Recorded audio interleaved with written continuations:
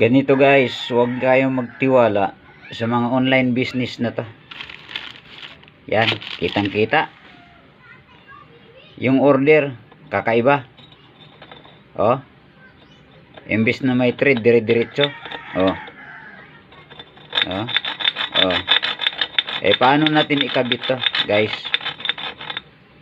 Para to sa Jetmatic. Paano natin yan to? Ikabit to. Ganitong estilo. Nagpapabayad. Okay. Nagpapabayad. Ayan ang mangyari sa binili natin na ganito guys. Yan. Yan yung papel na pinanggalingan. Pinagbubuksan.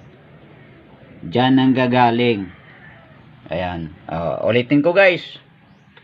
Yan. Paano natin maikabit yan sa puso? Oh. Imbis na ikutin siya. Wala na guys. Huwag kayong basta-basta magtitiwala sa mga online na to. Lalo na to.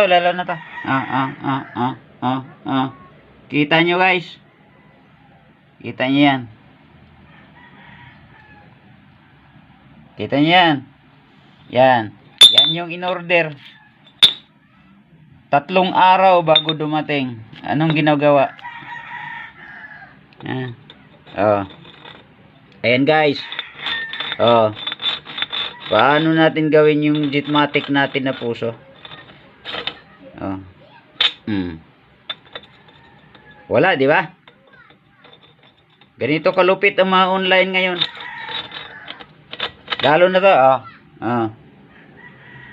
Yan yung pinanggalingan.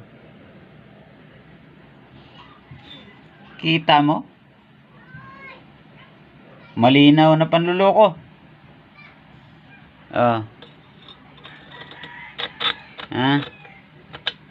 Pa-online pa kayo. Malinaw na panluloko. Thank you.